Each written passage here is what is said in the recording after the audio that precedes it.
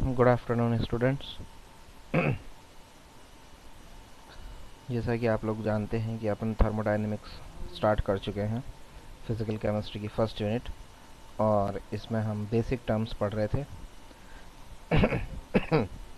जो टर्मिनोलॉजी इसमें यूज़ होती है, जिसमें हमने काफ़ी हद तक चीज़ें कर ली थी, और होमोजीनियस हेटेरोजीनियस सिस्टम भी हमने कर लिया था, और extensive intensive property, then state of a system जो 4 वेरिएबल्स थे उनके बारे में भी हमने पढ़ लिया था। थर्मोडायनेमिक इक्विलिब्रियम भी हम कर चुके थे, देन प्रोसेस जो होते हैं वो भी हमने किए थे। जो लास्ट जो प्रोसेस के अंदर बाकी रह गया था वो था रिवर्सिबल एंड इरिवर्सिबल प्रोसेसेस, यानी कि उत्क्रमणीय और अनु उत्क्रमणीय प्रक्रम। ठीक है, यानी रिवर्सिबल एंड इरिवर्सिबल प्रोसेस। ठीक है, यानी उत्क्रमणीय तथा अनु उत्क्रमणीय प्रक्रम, यह हमको जो है इसके अंदर करना है। ठीक है, तो देखिए हम बात करते हैं रिवर्सिबल की। तो जब किसी भी प्रक्रम को इस प्रकार से हम संपादित करें, यानी इस प्रकार से किया जाए प्रोसेस को, कि पूरे प्रोसेस टाइम में यानी प्रक्रम काल में किसी भी समय निकाय को अपनी ऊष्मा गति की साम्यावस्था से विचलन अनंत सूक्ष्म से अधिक ना हो, यानी जो विचलन है वो इनफाइनाइट सिमली से ज़्यादा ना हो। ठीक है, यानी अनंत सूक्ष्म परिवर्तन से ज़्यादा ना हो। अनंत सूक्ष्म का मतलब होता है बहुत माइन्यूट, अनंत सूक्ष्म मतलब छोटे से भी बहुत छोटा, यानी परिवर्तन हो तो बहुत माइन्यूट हो। ठीक है, अनंत सूक्ष्म से ज़्यादा परिवर्तन ना हो तो उसे क्या कहा जाता है? उत्क्रमणीय प्रक्रम यानी रिवर्सिबल सिस्टम कहा जाता है।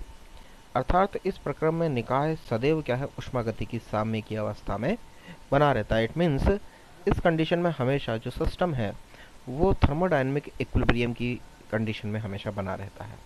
ठीक है, देन इसके विपरीत यदि कोई प्रक्रम बहुत तीव्र गति से हो रहा है, यानी अगर प्रोसेस बहुत फास्ट हो रहा है या स्पॉन्टेनियस है, यानी अपने आप हो रहा है, स्वतः संपादित हो रहा है, तो वो कि हम करवा रहे हैं, और एक भी कोई सिस्टम है जिसके अंदर कोई प्रोसेस अपने आप हो रहा है, स्पॉन्टेनियस हो रहा है, या हम कहें बहुत तेज़ी से हो रहा है, तो जो प्रोसेस टाइम है उस टाइम में जो सिस्टम है वो ऊष्मागतिकी साम्य में नहीं रह सकता, यानी कि इक्विलिब्रियम की जो कंडीशन है उस कंडीशन में नहीं रह पाता है। तो उस केस में उसे क्या कहा जाता है? अणु उत्क्रमणीय प्रक्रम कहा जाता है।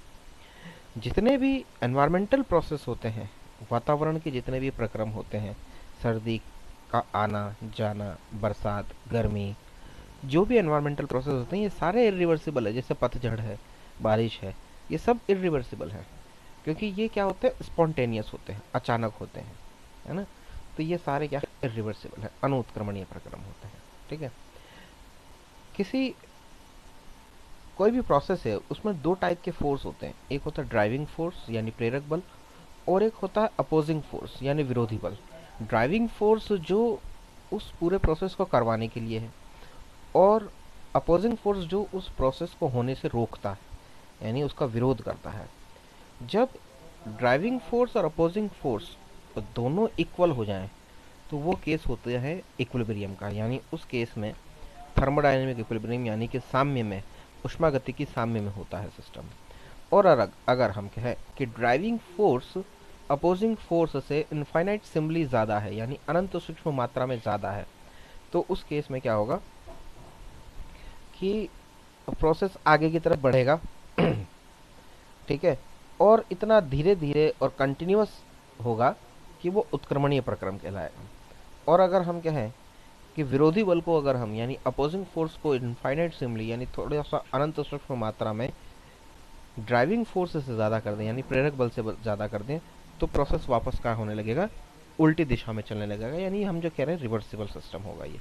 ठीक है, तो वही चीज़ इसमें बताई है कि किसी प्रक्रम के लिए प्रेरक बल तथा उसके विरोधी बल यानी अपोजिंग फोर्स, यानी ड्राइविंग फोर्स और अपोजिंग फोर्स में अनंत सूक्ष्म अंतर, यानी अंतर जो है वो अगर अनंत सूक्ष्म मात्रा में हो, ठीक है, यानी दोनों में अंतर अनंत सूक्ष्म मात्रा में बिल्कुल इनफाइनाइट सिमली बहुत कम, और विरोधी बल में अनंत सूक्ष्म मात्रा करने पर, यानी अगर हम अपोजिंग फोर्स में बिल्कुल इनफाइनाइट सिमली चेंज करें, उसको थोड़ा सा बढ़ाएं, और उसको बढ़ाने पर अगर सिस्टम वापस उत्क्रमणीय किया जा सके, यानी वापस पुरानी वाली कंडीशन में आ जाए सिस्टम, यानी रिवर्सिबल किया जा सके, तो उसे हम क्या कहते हैं?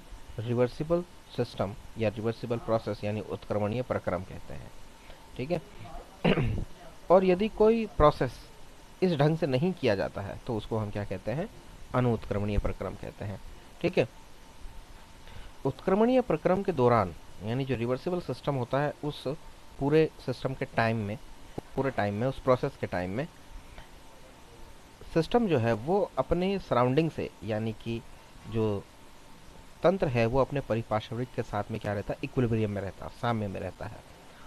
और अवस्था चर जो वेरिएबल्स थे, temperature, pressure, volume and composition, उन चरों में से किसी में भी हम कहें कि अनंत सूक्ष्म परिवर्तन से किसी भी चर में हम अगर अनंत सूक्ष्म मात्रा में परिवर्तन कर दें यानी इनफाइनाइट असेंबली अगर चेंज कर दे तो सिस्टम वापस अपनी क्या होता है, प्रारंभिक प्रोसेस यानी प्रारंभिक अवस्था में लौट आता है। यानी कि एक तरीके से साइक्लिक प्रोसेस वापस अपनी प्रारंभिक अवस्था में आ जाता है। ठीक है। नेक्स्ट जो पॉइंट है वो ये है कि जो रिवर्सिबल सिस्टम होते हैं ये बहुत ही स्लो, मैंने पहले कहा कि बहुत कंटिन्यूअसली और बहुत स्लोली होते हैं, यानी बहुत मंद गति से होते हैं। ठीक है। और इनसे प्राप्त कार्य की मात्रा जो होती है वो मैक्सिमम होती है, बट वर्क जो होता है वो मैक्सिमम होगा, क्योंकि रिवर्सिबल है। रिवर्सिबल का मतलब क्या है कि सिस्टम किसी प्रोसेस में गया, पूरा प्रोसेस किया, वर्क किया, वापस अपनी पहले वाली कंडीशन में आ गया, यानी लॉस क्या हुआ, जीरो, कुछ नहीं हुआ। तो वर्क जो मिलता है इसमें, यानी वर्क जो होगा, प्रोडक्ट जो मिला, वर्क जो है वो कितना हुआ इसमें, मैक्सिमम हुआ। इसीलिए हम इनको क्या कहते हैं, आइडियल प्रोसेस कहते हैं, यानी आदर्श प्रक्रम कहते हैं। और ये एक हाइपोथेटिकल है, ध्यान रखिएगा, इस टाइप से हो नहीं सकता कोई भी प्रोसेस, क्योंकि कोई भी अगर प्रोसेस होगा, सिस्टम अगर कुछ भी प्रोडक्ट कर रहा है, सिस्टम चल रहा है, कोई भी काम कर रहा है, बना रहा है कुछ भी, तो वर्क तो होगा लेकिन उसमें कुछ ना कुछ चेंजेस आएंगे, यानी वो वापस पहली वाली कंडीशन में एग्जैक्टली नहीं आ सकता। इसीलिए हम कहते हैं ये आइडियल प्रोसेस होते हैं और आइडियलिटी इज ए हाइपोथेटिकल। ठीक है। फॉर एग्जांपल ये काफ़ी हद तक आप देखेंगे जो अपनी बैटरीज होती है उन पर ये चीज़ लागू होती है। सेकेंडरी बैटरीज होती है ना, जैसे इन्वर्टर वगैरह की बैटरी, गाड़ियों की बैटरी, या आप कहें जैसे आपके मोबाइल की बैटरी है, आप उसको चार्ज करते हैं, वो आपको पूरा आउटपुट देती है और डिस्चार्ज होती है, और आप उसमें क्या करते हैं, अपोजिंग फोर्स को थोड़ा सा ज़्यादा करते हैं, यानी एक्सटर्नल ईएमएफ जो आप उसको चार्ज करने के लिए लगा रहे हैं वो एक्सटर्नल ईएमएफ है, और एक्सटर्नल ईएमएफ जैसे ही थोड़ा ज़्यादा होता है तो वो रिवर्सिबल चल जाता है, यानी वो बैटरी वापस क्या हो जाती है, पूरी चार्ज हो जाती है ना, 100% चार्ज हो जाती है। और फिर अपन उसको क्या करते हैं, यूज़ करते हैं, फिर अपन उसको एक्सटर्नल ईएमएफ पे लगाते हैं। तो जो जब हम वर्क कर रहे हैं, जैसे फ़ोन है, हम फ़ोन चला रहे हैं जब, तो जो बैटरी यूज़ हो रही है वो ड्राइविंग फोर्स है, लेकिन जब हम उसको चार्जर से अटैच करके और कनेक्शन, बिजली के कनेक्शन से लगाते हैं, तो वो अपोजिंग फोर्स है जो उसको वापस क्या कर रहा है, अपोजिंग फोर्स ज़्यादा करने पर उसको वापस चार्ज कर देता है। ठीक है। यानी हमने एक एक्सटर्नल ईएमएफ ज़्यादा लगाया तो वो वापस पूरी रिवर्सिबल हो गया। लेकिन आपको भी मालूम है कि अगर ये आइडियल होता तो कभी भी बैटरी ख़राब नहीं होती, लेकिन आप अच्छी तरीके से जानते हैं कि चाहे इन्वर्टर, गाड़ियों की बैटरी है, इन्वर्टर की बैटरी है, वो 4 से 5 साल में ख़राब हो जाती है। उसका कारण क्या है कि हर प्रोसेस के टाइम में, यानी जितनी बार वो डिस्चार्ज हो रही, जितनी बार हम उसको चार्ज कर रहे हैं, उस प्रोसेस के दौरान उसमें थोड़ा बहुत क्या हो रहा है, लॉस होता जा रहा है, ख़राब होते जा रहा है थोड़ा थोड़ा। और एक टाइम ऐसा आता है कि जितना करंट हमें चाहिए उतना करंट वो नहीं दे पाती है और वो कम्प्लीटली ख़राब हो जाती है। मतलब 100% आइडियल नहीं है, बट काफ़ी हद तक आइडियलिटी के उस आती है इसके अंदर। ठीक है। क्योंकि 3-4 साल तक वो हमको बढ़िया बैटरी बैकअप जो है उसका मिलता है। ठीक है। तो बैटरीज जो है वो इसका एक बहुत बेस्ट एग्जांपल है, ध्यान रखिएगा। क्योंकि जनरली बच्चे जब ये पढ़ते हैं तो सोचते सर कौन सा उत्क्रमणीय प्रक्रम, कौन सा अनुत्क्रमण प्रक्रम, इन जनरल लाइफ तो हमने कभी देखा ही नहीं, देखा है बट आप उसको समझ नहीं पाते हो। ये जो बैटरी वाला सिस्टम है इससे आपको ये ज़्यादा अच्छे से समझ में आएगा। ठीक है। तो उत्क्रमणीय प्रक्रम जो मैंने अभी कहा था कि ये आइडियल होते हैं, आइडियल मीन्स हाइपोथेटिकल या हम क्या थ्योरेटिकल होते हैं, तो वही चीज़ है कि उत्क्रमणीय प्रक्रम पूर्णतः क्या होते हैं, काल्पनिक और सैद्धांतिक होते हैं, इन्हें अनुभव नहीं किया जा सकता। ठीक है। और अनुत्क्रमणीय प्रक्रम में तंत्र में पूरे समय में, अनुत्क्रमणीय प्रक्रम जो होते हैं यानी इरिवर्सिबल सिस्टम जो होते हैं, उसमें पूरे टाइम में जो सिस्टम है वो अपने सराउंडिंग के साथ में क्या नहीं रहता, इक्विलिब्रियम में यानी साम्य में नहीं रहता है, और कभी भी प्रारंभिक अवस्था में नहीं लौटता, कभी नहीं लौटता। यानी इरिवर्सिबल सिस्टम जो होते हैं वो क्या होते हैं, तीव्र होते हैं, जबकि हमने कहा था उत्क्रमणीय यानी रिवर्सिबल सिस्टम जो है वो कैसे थे, स्लो थे, बहुत धीरे होते हैं, और इरिवर्सिबल जो होते हैं वो क्या होते हैं, फास्ट होते हैं। ठीक है। और इसमें जो कार्य की मात्रा है वो भी उत्क्रमणीय की अपेक्षा क्या होती है, कम होती है। इन्हें नॉन आइडियल या स्पॉन्टेनियस प्रोसेस भी कहते हैं। आप ध्यान रखिएगा कि ये मैंने यहाँ पॉइंट्स के फॉर्म में लिखे हैं, आप इनको अगर देखें, ध्यान से पढ़ेंगे आपको पता चलेगा कि ये एक तरीके से डिफरेंस भी है रिवर्सिबल और इरिवर्सिबल में। तो अगर रिवर्सिबल और इरिवर्सिबल में डिफरेंस आए तो भी आप इन पॉइंट्स को जो है उस तरीके से लिख सकते हैं, जैसे रिवर्सिबल स्लो होते हैं, इरिवर्सिबल तेज होते हैं, रिवर्सिबल आइडियल होते हैं, इरिवर्सिबल नॉन आइडियल होते हैं, रिवर्सिबल में वर्क मैक्सिमम होता है, इरिवर्सिबल में वर्क कम होता है ना। ये सारी चीज़ें हैं। रिवर्सिबल में सिस्टम वापस अपनी पहली वाली कंडीशन में लौट आता है, रिवर्सिबल में ऐसा नहीं होता है। तो ये बहुत सारे इसके अंदर जो ये सारी चीज़ें हैं ये डिफरेंसेस में आ जाते हैं, ठीक है। लेबोरेटरी में और जो हमारे एनवायरनमेंट में होने वाले जो सभी प्रोसेस हैं वो कैसे हैं, इरिवर्सिबल। यहाँ इसी चीज़ को मैंने वापस पूरा जो है इंग्लिश में लिखा है, रिवर्सिबल एंड इरिवर्सिबल, ठीक है। तो ये आप पढ़िएगा, इसमें से जो इंग्लिश मीडियम के बच्चे हैं वो इसमें से पढ़ें। एग्जाम्पल यहाँ पर दिया रखा है हमने रिवर्सिबल प्रोसेस का, कि जैसे ये एक थर्मोस्टेट है जो टेम्परेचर मेंटेन रखने का काम कर रहा है, और यहाँ पे वाटर है, ठीक है, और उसके जस्ट ऊपर वाटर वेपर है, यानी आधा भरा हुआ है ये कंटेनर और पानी से, और ऊपर उसकी वेपर है, ठीक है। और इसके ऊपर एक पिस्टन लगा है जो कि क्या है, एक फ्रिक्शनलेस पिस्टन है, ठीक है, वेटलेस एंड फ्रिक्शनलेस। यानी ऐसा हमने माना, देखिए देखिए यहीं पर ये आइडियलिटी की जो कंसेप्ट है वो खत्म हो जाती है, क्योंकि हम एक सिंपल सी बात कहें कि वेटलेस कभी कोई चीज़ हो सकती है क्या। मान लीजिए पिस्टन है अगर, तो वो वेटलेस कैसे हो सकता है, अगर उसका मास है, उसका वो उसने अगर कोई वॉल्यूम ऑक्यूपाई किया तो वेटलेस नहीं हो सकता, पर मान लिया ऐसे कि ये वेटलेस एंड फ्रिक्शनलेस पिस्टन है, ठीक है। तो यहाँ पर जो एनवायरमेंटल प्रेशर है वो ड्राइविंग फोर्स है क्योंकि एनवायरमेंटल प्रेशर क्या करेगा, इस पिस्टन को दबाएगा, और दबाने से क्या होगा, वेपर कंडेंस होगी, कंडेंस होकर लिक्विड में कन्वर्ट होगी वापस। लेकिन अब ये थर्मोस्टेट पर रखा हुआ एक टेम्परेचर मेंटेन किया हुआ, तो ये वाटर गर्म हो रहा है, और जब गर्म होगा तो वेपर में कन्वर्ट होगा। तो वाटर जब वेपर में कन्वर्ट होगा तो वेपर क्या करेगी, इस पिस्टन को ऊपर की तरफ धकेलेगी, और वो क्या है, अपोजिंग फोर्स है। यानी वेपर प्रेशर जो है वो क्या है, यहाँ पर एक वाटर का जो वेपर प्रेशर बन रहा है वो अपोजिंग फोर्स है, और एनवायरमेंटल प्रेशर जो है वो क्या है, एक ड्राइविंग फोर्स है। इस डायग्राम से हमको यही समझाना है। तो जब ड्राइविंग फोर्स केस वन हम लेते हैं कि जब ड्राइविंग फोर्स अपोजिंग फोर्स के इक्वल है, यानी दोनों इक्वल हो जाते हैं, ये दोनों फोर्स अगर इक्वल हो जाते हैं, opposing force and driving force यानी एनवायरमेंटल प्रेशर, इसका मतलब क्या है कि जो वेपर प्रेशर लग रहा है वो एनवायरमेंटल प्रेशर के बराबर हो गया, तो सिस्टम कहाँ होगा, इक्विलिब्रियम में होगा, यानी system is in equilibrium condition, ठीक है। ये इक्विलिब्रियम की कंडीशन है साम्यावस्था की। केस सेकंड हम ले रहे हैं कि driving force is infinitely simply higher than opposing force. हम यहाँ कह रहे हैं कि जो प्रेरक बल है, ये जो ड्राइविंग फोर्स यानी एनवायरमेंटल प्रेशर जो है वो अपोजिंग प्रेशर, अपोजिंग जो फोर्स है यानी जो वेपर प्रेशर का जो फोर्स है उससे स्मॉल अमाउंट में ज़्यादा, बिल्कुल थोड़ा सा ज़्यादा है। तो उस केस में क्या होगा, पिस्टन दबेगा, और जब पिस्टन दबेगा तो वेपर क्या होगी, कंडेंस होगी, यानी मॉलिक्यूल्स पास पास आएंगे, और जब कंडेंस होगी तो वेपर किस में कन्वर्ट होगी, लिक्विड में यानी वाटर में। तो वही चीज़ है कि water vapour convert into water यानी liquid, condensation process start, but this process is very very slow. मैंने कहा कि ये क्योंकि हम कह रहे ड्राइविंग फोर्स बहुत हल्का सा ही ज़्यादा है, ज़्यादा नहीं, बहुत हल्का सा ज़्यादा है, तो ये प्रोसेस बहुत स्लो स्लो होगा, यानी बहुत धीरे धीरे दबेगा, इतना धीरे दबेगा कि आपको पता भी नहीं चलेगा, ठीक है, कि वो प्रोसेस जो है वो बहुत ज़्यादा स्लो है, यानी this process is very very slow.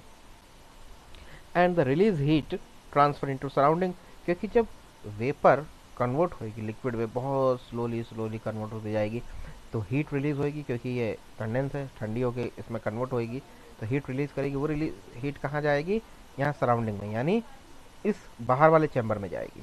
पर वो इतना स्लोली चेंज हो रहा है कि वो डिजोल्व हो जाएगी वो जो हीट है, और इस बाहर वाले का टेम्परेचर कभी भी चेंज नहीं होगा। The release heat transfer to surrounding, so the temperature and pressure of system is remain constant। तो ये जो हीट जो एक्स्ट्रा जो यहाँ पे हीट रिलीज होगी वो कहाँ चली जाएगी, बाहर वाले में चली जाएगी, इस चैम्बर में, है ना। जब इस चैम्बर में चली जाएगी तो सिस्टम का जो टेम्परेचर है वो क्या रहेगा, मेंटेन रहेगा, यानी इस प्रोसेस में सिस्टम का टेम्परेचर चेंज नहीं होगा। इट मीन्स एक तरीके से हम ये कह सकते हैं कि ये आइसोथर्मल सिस्टम है, जबकि होना ये चाहिए था कि जब वेपर को हम दबा रहे हैं तो वेपर क्या हो रही है, वाटर में कन्वर्ट हो रही है, यानी लिक्विड में कन्वर्ट हो रही है, तो वो हीट रिलीज कर रही है, और उस हीट से क्या होना चाहिए था, सिस्टम का टेम्परेचर इंक्रीज होना चाहिए था। लेकिन ये प्रोसेस इतना स्लो है और इतना कंटिन्यूसली होता है कि हमें पता ही नहीं चलता कितना इतना स्लो हो रहा है, कि कब हो जाएगा पता नहीं चलेगा। और उस पूरे सिस्टम के टाइम में जो हीट रिलीज होगी वो कहाँ जाएगी, सराउंडिंग में चली जाएगी, और सिस्टम का जो टेम्परेचर है वो क्या रहेगा, मेंटेन रहेगा, ठीक है। केस थर्ड बिल्कुल उल्टा है कि driving force is infinitesimally less than opposing force, यानी अपोजिंग फोर्स ज़्यादा है, और जब अपोजिंग फोर्स ज़्यादा होगा तो ये पिस्टन ऊपर की तरफ जाएगा, ठीक है, उस केस में। तो opposing force is infinitesimally high, so water boil होगा, convert into vapour and piston move outside, ठीक है, वाटर बॉयल होगा, वेपर में कन्वर्ट होगा और पिस्टन किधर जाएगा, बाहर की तरफ, ऊपर की तरफ खींचेगा, ठीक है। The control reversibility applies not only to the pressure but also to temperature and other state functions या state properties। जो रिवर्सिबिलिटी का जो हम कह रहे हैं कि जो कंसेप्ट है वो केवल प्रेशर पे ही लागू नहीं होता बल्कि टेम्परेचर पे और बाकी के जो स्टेट फंक्शंस है सब पर लागू होता है, ठीक है, स्टेट प्रॉपर्टीज। अब यहाँ वही चीज़ आ रही कि ऊष्मागतिकी फलन या अवस्था फलन होता क्या है यानी sorry, what is the meaning of thermodynamic function और state function, यानी what is the state function, state function होते क्या है, अवस्था फलन क्या होते हैं। आगे पूरी 2 यूनिट के अंदर एक वर्ड आएगा आपके बार बार, ये स्टेट फंक्शन या thermodynamic function, generally state function आता है। तो स्टेट फंक्शन क्या चीज़ होती है ये जानना बहुत ज़रूरी है। State function is a property of a system which has a definite value for each state and does not depends on the path in which a particular state is obtained। यानी आपको सिंपल लैंग्वेज में अगर अपन देखें तो सबसे simple language में यह है कि इनिशियल और फाइनल स्टेट पे डिपेंड करता है, पाथ पे डिपेंड नहीं करता, कि किस रास्ते से होकर के वो प्रोसेस हुआ है उस पर डिपेंड नहीं कर रहा, केवल इनिशियल और फाइनल स्टेट पे जो चीज़ें डिपेंड करती हैं वो क्या कहलाती हैं, स्टेट फंक्शन कहलाती हैं। यानी state function is a property of a system, किसकी प्रॉपर्टी है, ये सिस्टम की प्रॉपर्टी है, which has a definite value for each state, जो हर एक अवस्था के लिए जिसकी क्या होती है, एक फिक्स वैल्यू होती है। यानी टेम्परेचर, जैसे इनिशियल स्टेट में टेम्परेचर क्या है, फाइनल स्टेट में टेम्परेचर क्या है, तो टेम्परेचर डिफरेंस क्या आएगा, फाइनल माइनस इनिशियल। मतलब इस पर डिपेंड नहीं कर रहा है कि वो प्रोसेस क्या था, डिपेंड किस पे कर रहा है, केवल इनिशियल स्टेट पे, फाइनल स्टेट पे। जैसे प्रेशर है तो इनिशियल स्टेट का प्रेशर क्या है, फाइनल स्टेट का प्रेशर क्या है, मेथड या प्रोसेस पर डिपेंड नहीं कर रहा या पाथ पर डिपेंड नहीं कर रहा। तो वो जैसे इनिशियल स्टेट का प्रेशर P1 है, फाइनल का P2 है, तो P2 माइनस P1 तो डेल्टा P आएगा। तो ये जो डेल्टा P है या डेल्टा T है या डेल्टा V है ना, या हम बात करें जैसे एनर्जी की डेल्टा E है, यानी एनर्जी, टेम्परेचर, प्रेशर, वॉल्यूम, ये सारी चीज़ें क्या है, स्टेट फंक्शन है, क्योंकि ये किस पर डिपेंड कर रही हैं, ये इनिशियल और फाइनल स्टेट पर डिपेंड करती हैं, ठीक है। और हर स्टेट के लिए इसकी एक अलग वैल्यू होती है, फिक्स वैल्यू होती है, वो फिक्स वैल्यू होती है, स्टेट पर डिपेंड करती है, ना कि पाथ पर डिपेंड करती है, ठीक है। Which has a definite value for each state and does not depend upon the path in which a particular state is obtained. State function only depends on initial and final state of the system and not on how to system change from initial to final state। यानी initial और final state पे depend करेंगी, ये इस चीज़ पे depend नहीं कर रही कि कैसे इनिशियल स्टेट से फाइनल स्टेट में चेंज हुआ, इससे कोई मतलब नहीं है, यानी पाथ पे डिपेंड नहीं कर रही। अब जैसे मैं कहूँ इनिशियल टेम्परेचर, सिस्टम का इनिशियल टेम्परेचर 20 डिग्री है और फाइनल टेम्परेचर सिस्टम का हमने कहा कि 30 डिग्री है, तो डिफरेंस क्या है, 10 डिग्री। तो डेल्टा टी क्या है, 10 डिग्री, यानी इनिशियल स्टेट का टेम्परेचर 20, फाइनल स्टेट का टेम्परेचर 30। पर ये टेम्परेचर कैसे बढ़ा इस पर हम निर्भर नहीं कर रहे, इस पर डिपेंड नहीं कर रहा।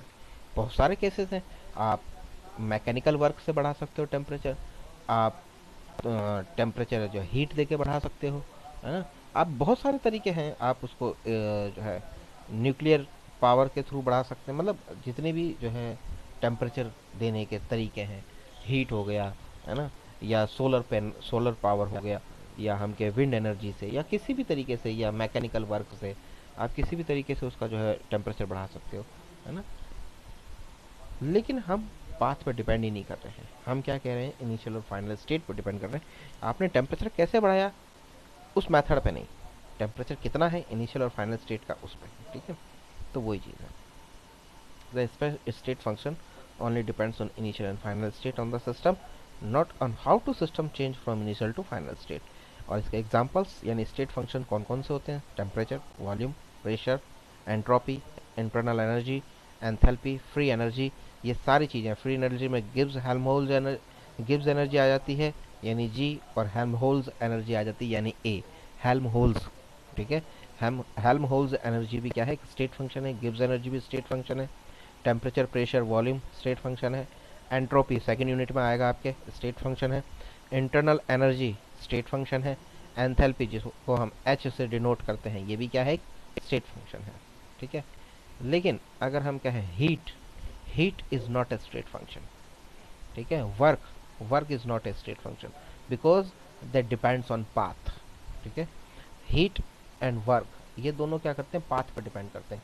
अगर आपने पाथ लंबा लिया तो वर्क ज़्यादा करना पड़ेगा ना, तो और हीट भी ज़्यादा उसके अंदर क्या होगी, इन्वॉल्व होगी, या तो ज़्यादा रिलीज होगी या ज़्यादा जो है अपन कहेंगे कि कंज्यूम होगी। बट ये दोनों पाथ पर डिपेंड करते हैं। तो हीट और वर्क जो है वो क्या है, स्टेट फंक्शन नहीं है because they depend on path. ये सारी चीज़ें जो थी यहाँ पर ये सब क्या है, पाथ पर डिपेंड नहीं कर रही, then they are called state function, यानी delta x is equal to x2 minus x1। अब इनमें से कोई भी चीज़ रख सको, जैसे एनर्जी होगा तो E2 minus E1, Gibbs free energy होगा तो G2 माइनस G1, टेम्परेचर होगा तो T2 माइनस T1, वॉल्यूम होगा तो V2 माइनस V1, प्रेशर होगा तो P2 माइनस P1। इस तरीके से यहाँ पर हम कुछ भी रख सकते हैं, ठीक है। वही हिंदी में यहाँ पे लिख रखा है कि निकाय के वे गुण जो सिर्फ प्रारंभिक अंत्य अवस्थाओं पर निर्भर करते हैं, पथ पर नहीं, अवस्था फलन कहलाते हैं, ठीक है। अब यहाँ पर है कंसेप्ट हीट और वर्क का, ठीक है, क्योंकि यहाँ पे डेफिनेशंस दी हुई है, पहले हीट की दी हुई है, देन वर्क की दी हुई है, ठीक है। ये हीट और वर्क अपन कर लेते हैं आज, देन उसके बाद में हम कल करेंगे, ठीक है। तो देखिए what is the meaning of heat and work, बहुत समझने वाली चीज़ है। व्हाट इज़ हीट, जब दो अलग अलग ताप की वस्तुएं, जैसे निकाय है और परिपार्श्विक, यानी कि जैसे सिस्टम और सराउंडिंग, क्योंकि सिस्टम और सराउंडिंग का टेम्परेचर इक्वल नहीं होता, ठीक है। दो अलग अलग ताप की वस्तुएं जो है वो जब एक दूसरे के संपर्क में आती हैं, यानी एक दूसरे के कांटेक्ट में जब आती हैं, तो ऊर्जा हमेशा गर्म वस्तु से ठंडी वस्तु की ओर बहती है। आप जानते हैं कि एनर्जी का एक यूनिवर्सल ट्रुथ है ये, कि हीट या एनर्जी या कोई भी चीज़ है, चाहे वेपर प्रेशर है, चाहे कुछ भी है, वो हमेशा हाई से लो की तरफ अपने आप जाता है, ठीक है। ये यूनिवर्सल लॉ है, इस पर कोई कोई भी जो है किंतु परंतु नहीं लगता, हाई से लो की तरफ चीज़ें अपने आप जाएंगी। तो एनर्जी भी जो है वो गर्म वस्तु से ठंडी वस्तु की तरफ अपने आप बहती है। मान लीजिए सिस्टम का टेम्परेचर ज़्यादा है, सराउंडिंग का कम है, तो सिस्टम से सराउंडिंग की तरफ जाएगी एनर्जी। अब मान लीजिए सराउंडिंग का ज़्यादा है, सिस्टम का कम है, तो सराउंडिंग से सिस्टम की तरफ जाएगी एनर्जी, तो अपने आप जाती है। ऊर्जा के इस रूप को हम क्या कहते हैं, ऊष्मा कहते हैं। This form of energy is called heat because the flow of energy in the form of heat, क्योंकि उस ऊर्जा का ये रूप जो है वो क्या कहलाता है, ऊष्मा यानी हीट कहलाता है। क्योंकि जो ऊर्जा यहाँ पर बहती है अधिक से कम की तरफ, वो बहती किसके कारण है, हीट की वजह से। यानी वो जो है किस रूप में बहती है, हीट के रूप में बहती है। देखिए ऊर्जा के बहुत सारे रूप हैं, बिजली के रूप में तो नहीं बह रही, ऐसा थोड़ी कि एक तरफ टेम्परेचर कम है दूसरी तरफ ज़्यादा तो उधर करंट आ जाएगा, नहीं, हीट के रूप में बहती है, ठीक है, यानी ऊष्मा के रूप में बहती है। ऊर्जा के इसी रूप को हम क्या कहते हैं, ऊष्मा कहते हैं।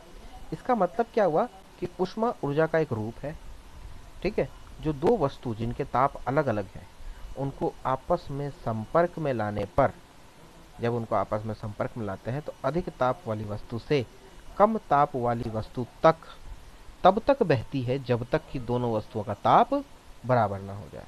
नेचुरल सी बात है कि ऊष्मा क्या है, ऊर्जा का ये एक रूप है जो कब आपके आप देखें कि कब आपको देखने को मिलेगा कि जब दो अलग ताप वाली वस्तुओं को संपर्क में लाने पर अधिक ताप वाली यानी हाई टेम्परेचर वाली जो हमारी बॉडी है उससे लो टेम्परेचर वाली बॉडी की तरफ अपने आप बहती है, और तब तक जब तक कि दोनों तरफ का टेम्परेचर क्या ना हो जाए, इक्वल ना हो जाए, तब तक बहती है। यानी heat is not a kind of matter which may be contained or which may flow.